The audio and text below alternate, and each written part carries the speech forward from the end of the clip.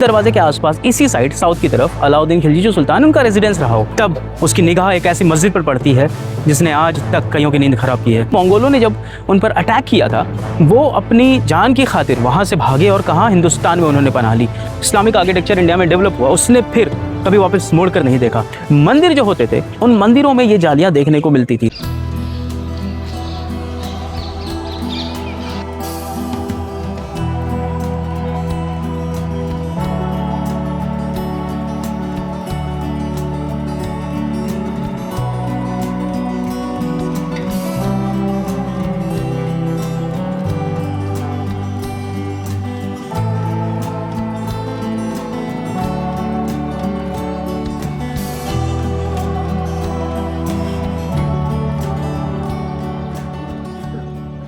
अगर सुल्तान अलाउद्दीन खिलजी के प्लान के मुताबिक मेरे पीछे जो आप दरवाज़ा देख रहे हैं, अलाई दरवाज़ा, ये बन जाती तो दुनिया आज शायद कुतुब मीनार से पहले इस दरवाज़े पर रुकती, इसे देखती और वाह कह उठती। तो हाज़रीन, आज की जर्नी उस दरवाज़े की कहानी की है, उस दरवाज़े के बनने की कहानी की है, जिसका इंतखाब उस सुल्तान ने किया था, जिसकी मुट्ठी में इस हिंदुस्तान की आधी जागीर थी। नाम था अलाउद्दीन खिलजी, और जिसने ये दरवाज़ा बनाया, उस दरवाज़े को हम कहते हैं अलाई दरवाज़ा। तो अलाई दरवाज़ा के बनने और इसके पीछे की कहानी हम आज जानेंगे, तो हमारे साथ बने रहें और इस जर्नी का आनंद लें।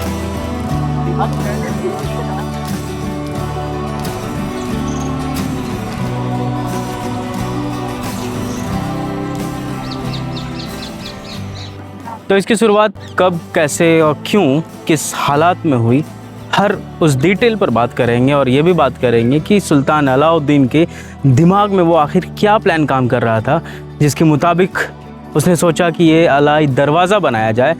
मगर एक डिटेल पर बात करने से पहले हम चाहते हैं कि हम जो इतिहासों को निकाल कर आपके आगे पेश कर रहे हैं, किताब के पन्नों से निकाल कर आपके आगे विजुअलाइज करा रहे हैं, तो थोड़े मोहब्बत के हकदार तो हम भी हैं। इसलिए इस वीडियो को आप जितने ज़्यादा लोगों तक पहुंचा सकते हैं पहुंचाएं और हमें प्यार दें, हमें मोहब्बत दें, सब्सक्राइब करें, और इसके बदले हम ऐसी बेहतरीन इमारतों को आप तक पहुंचाएंगे, उसकी कहानी आप तक पहुंचाएंगे। वो मोहम्मद अलवी का शेर है ना कि जाते जाते कुछ नहीं तो एक दो चिंगारियां रख जाऊंगा। तो ये दरवाज़े वही करते हैं हमारे आगे, और इन चिंगारियों को हम आप तक पहुंचा रहे हैं। तो आगे मिलते हैं इस दरवाज़े की कहानी के साथ। तब तक आप यहाँ कुछ झलकें देखें आप इसकी।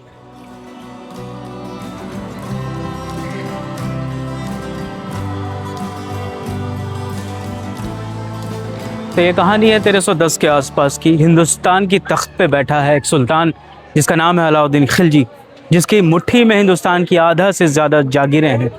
तब उसकी निगाह एक ऐसी मस्जिद पर पड़ती है जिसने आज तक कईयों की नींद ख़राब की है, कुव्वतुल इस्लाम मॉस्क। उसकी निगाह इस पर पड़ती है और तब वो चाहता है कि इस मस्जिद को, जो 100 साल पहले उसके आने से 100 साल पहले बनवाई गई थी, उसे एक्सटेंड कराया जाए। और उसको एक्सटेंशन के नाम पर उसने 4 दरवाजे बनाने के सोचे। आप देख सकते हैं वो जो सामने देख रहे हैं मस्जिद के बाहर, वो एक्सटेंशन जो आपको दिख रहा है, वो अलाउद्दीन खिलजी के द्वारा वो एक्सटेंशन स्टार्ट करवाया गया था। और आपको बाकियों चारों तरफ आपको वो दिख रही होगी एक्सटेंशन। इसके साथ ही साथ 4 दरवाजे बनाने के प्लान किए गए थे। उन चारों दरवाज़ों में से 2 दरवाजे ईस्ट की तरफ यानी पूर्व की तरफ, एक दरवाज़ा नॉर्थ और एक दरवाज़ा साउथ की तरफ। जैसा कि आप देख रहे हैं, ये जो दरवाज़ा है ये दक्षिणी दरवाज़ा है। सिर्फ यही दरवाज़ा और सिर्फ यही दरवाज़ा आखिर में मुकम्मल हो सका। अलाउद्दीन खिलजी का खैर पूरा प्लान तो मुकम्मल हो नहीं सका, सिर्फ एक दरवाज़ा बना और वो ये दक्षिणी दरवाज़ा था। लेकिन सोचिए, अगर एज़ पर द प्लान जैसा सुल्तान ने सोचा था वो दरवाज़ा और वो प्लान पूरी तरीके से मुकम्मल हो जाती, तो ये जो कुतुब कॉम्प्लेक्स हम देख रहे हैं उसका नज़ारा अद्भुत होता।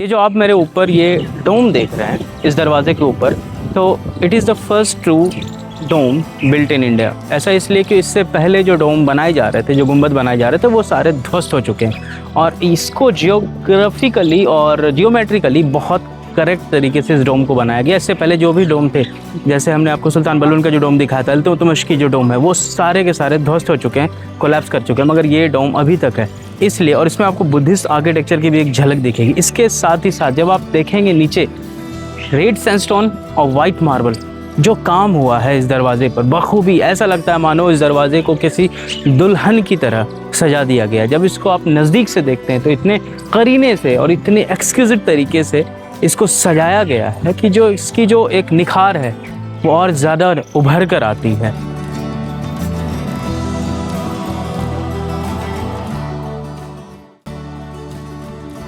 इसलिए भी ख़ास है, इस मायने में भी ख़ास है कि इसके बाद जो इस्लामिक आर्किटेक्चर इंडिया में डेवलप हुआ उसने फिर कभी वापस मुड़ कर नहीं देखा। इसके बाद जो इसने छलांगें लगाई है वो आपको सीधा ताजमहल जैसे मीनारों पर देखने को मिलता है। तो ये शुरुआत थी, मगर इसके बाद जो अचानक से आर्किटेक्चर में फैला हुआ हिंदुस्तान में, तो वो इसकी बेहद सबसे बड़ी खूबसूरत मिसाल यही है। सलीम बेताब का एक शेर है कि जी में आता है एक रोज़ ये मंज़र देखें, सामने तुझको बिठाएं और तुझे शब भर देखें। इसे देखिए, इनकी दीवारों पर देखिए, इसकी दीवारों पर बहुत करीने से, बहुत खूबसूरती से हदीस और कुरान की आयतें सजाई गई है। ऐसी लगती है मानो ये खुद आपसे बातें करना चाहती हैं।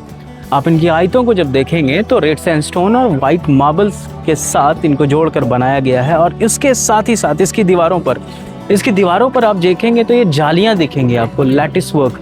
ये जालियां इसकी खूबी है, क्योंकि इससे पहले आप किसी भी इंडिया की जो इस्लामिक आर्किटेक्चर थी शायद ये जालियां नहीं मिलती है। वो चीज़ें यहीं देखने को मिली जो वाइट मार्बल्स में इतनी अच्छी तरीके से बनाई गई है कि आपको ठहरने का, रुकने का और उसको देखने का एक मन होता है यहाँ पर खड़े रहने का। इसका एक कारण है, आपको बताता हूँ। कारण ये है कि दरअसल मंगोल्स थे, उन्होंने सेल्जुक्स पर हमला किया। सेल्जुक का इलाका जो इराक़ के आसपास का इलाका हुआ करता था, तो मंगोलों ने जब उन पर अटैक किया था तो वहाँ के जो कारीगर थे, क्राफ्ट्समैन थे, आर्टिजन्स थे, वो अपनी जान की खातिर वहाँ से भागे और कहाँ, हिंदुस्तान में उन्होंने पनाह ली। अब जो हिंदुस्तान जब वो आए तो अपने साथ ही साथ उन आइडियाज़ को भी लेके आए जिन आइडियाज़ पे वो वहाँ के आर्किटेक्चर को बना। क्योंकि ये जो आर्किटेक्चर है ये सेल्जुक आर्किटेक्चर का एक नमूना है, वहाँ के स्थापत्य कला के नमूना है। वहाँ के आर्किटेक्चर को भी देखेंगे तो आपको यही दिखेगी। इसके साथ ही साथ उन्होंने अपनी आइडिया तो यहाँ लगाई।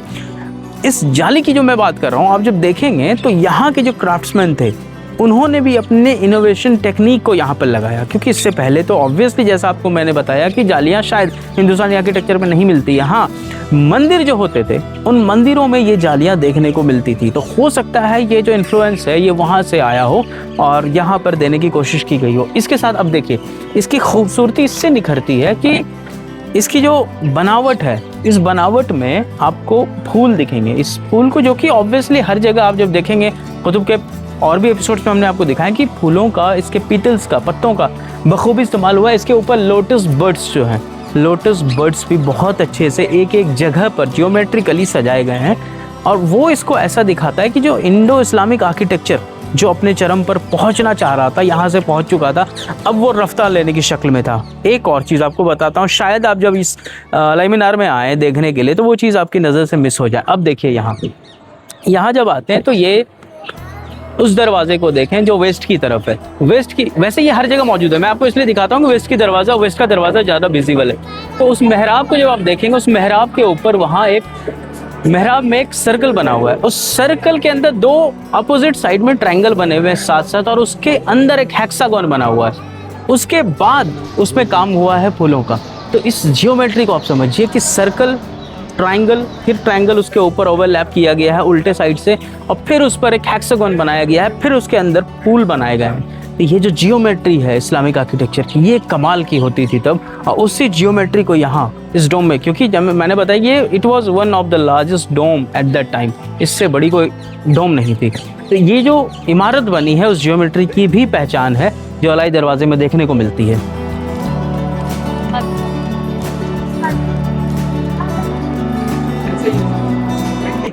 अब बात करते हैं इसके सबसे बड़े खासियत की। ये जो आप हॉल देख रहे हैं अलाई मीनार का, इस हॉल में आपको सबसे पहले अगर कोई निगाह जाती है, कहीं पे रुकती है, तो वो देखें आप इसके स्क्विंच को। ये जो स्क्विंच है ये आम स्क्विंचेस की तरह नहीं है जैसे बाकी के आपको मीनारों में देखने मिलता है। ये हॉर्स शेप में बनाए गए हैं, और इसमें खासियत ये है कि एक हॉर्स स्क्विंच को दूसरे के ऊपर ढाला गया एक बेस के साथ, और उसके बाद इसे ऊपर उठाया गया। ऐसा इसलिए कि ये जो आप स्क्वायर देख रहे हैं, जिस स्क्वायर प्लेटफॉर्म पर ये बनी हुई है, इसको ऊपर उठाया गया और उसके बाद इसको ऑक्टागोनल शेप दी गई है इस स्क्विंच के द्वारा। और इस ऑक्टागोनल शेप को फिर से आगे इसलिए ढाला गया ताकि वो एक सर्कल बनाया जा सके और सर्कल के ऊपर उस डोम को प्लेस किया जा सके। डोम को आपने बाहर से देखा है, अगर आपको डोम कैसे बनाई जाती थी वो देखना है या फिर स्क्विंच के बारे में समझना है तो आप हमारे पुरानी वीडियोस को देख सकते हैं। हमने स्पेशली इसी पर एक रील भी बनाई, एक वीडियो भी बनाई, आप वो देख सकते हैं। मगर हाँ, फिलहाल अभी के लिए ये जो हॉर्स शू शेप में ये जो स्क्विंचेस बनी हुई है ये एकलौता अभी कुतुब परिसर में यही मिलता है, बाकी और कहीं मिलेगी तो हम आपको ज़रूर तक पहुँचाएँगे। अभी के लिए आगे यहाँ से बढ़ते हैं और देखते हैं हमें क्या मिलता है।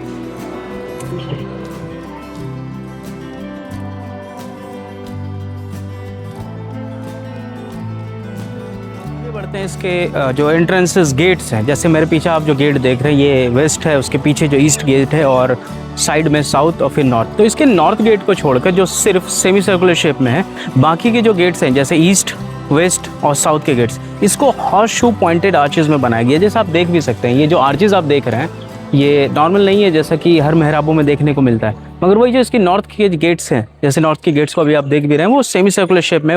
वो ऐसा क्यों किया गया है, अगर आपको कुछ इसका इल्म है, आपको इसके बारे में कोई जानकारी है तो हमें ज़रूर इस तक बताएं ताकि हम अपने दर्शकों तक, दूसरों तक भी पहुंचा सकें। इसके बारे में और ज़्यादा जानकारी अगर हमें मिलती है तो हम आपको बताएंगे। तब तक के लिए ये दरवाज़ा आपके लिए।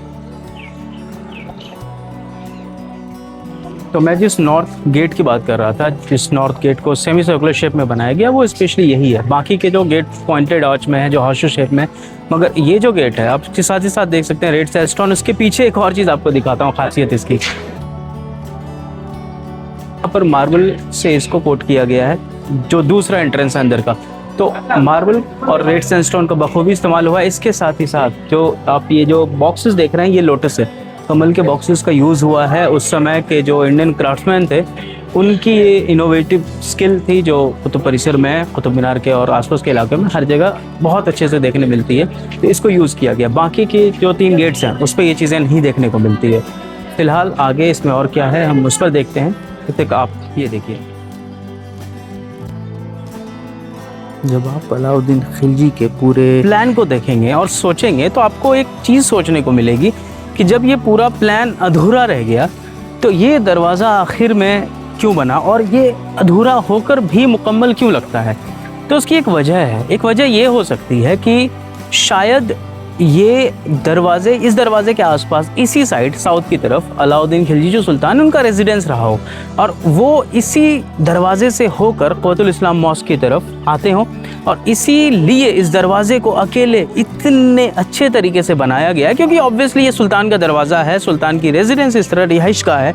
तो सुल्तान जब भी आएंगे जिस भी दरवाजे से, तो वो दरवाज़ा बहुत खूबसूरत होना चाहिए। इसलिए कोशिश ये की गई होगी कि इस दरवाज़े को बखूबी बहुत अच्छे तरीके से बनाया गया हो। असलियत क्या है ये शायद हम नहीं जानते हैं, अंदाज़ा लगाने की बात है। अगर चारों दरवाजे रहते तब हम कुछ और अच्छे तरीके से बता सकते थे या हिस्टोरियंस ने इन पे काम किया होता तो वो बताते। मगर फ़िलहाल ये जो समझ हमारी है हमने आपको इसी हिसाब से बताया। बाकी इसमें और क्या ख़ास है ये आपको उस साइड आपको देखने को मिला ही होगा। अभी तक यहाँ से जब आप देखेंगे तो ये जामी इमाम की टॉम है। उस टॉम के पीछे जो आप देख रहे हैं ये वॉल है, ये साउथ की तरफ का वॉल है, फिर ये ईस्ट की तरफ का है, फिर उधर वेस्ट है ये जो दरवाज़ा है। उसके बाद एक साइड नॉर्थ है और ये साउथ है। इसकी व्यू देखें, ये खूबसूरत व्यूज़ में से एक है कुतुब की।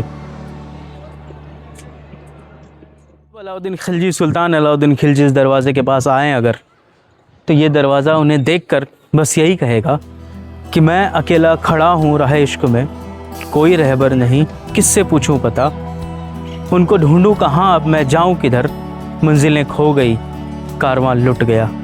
तो ये कारवां यूं ही चलता रहा है, तमाम उम्र से तमाम उम्र तक का सफ़र है, ये चलता रहेगा। हम भी आते रहेंगे, हम भी जाते रहेंगे। बस यही है कि आप तक ये पैगाम पहुंचाया है। अगर आपको ये वीडियो अच्छी लगी तो प्लीज़ हमें सब्सक्राइब करें और कुछ मोहब्बतें पहुंचाएं, दूसरों तक ये वीडियो पहुंचाएं। और हम इसके बाद किसी और ख़ास मॉन्यूमेंट पे जाएंगे, उसके बारे में बातें करेंगे, उसकी खूबसूरती को आप तक लेकर जाएंगे। मगर अभी के लिए फ़िलहाल इतना ही। हम आपको छोड़े जाते हैं इस दरवाज़े के साथ। इसकी कहानी आपको पता है, अब इसका एहसास आप लें। शुक्रिया।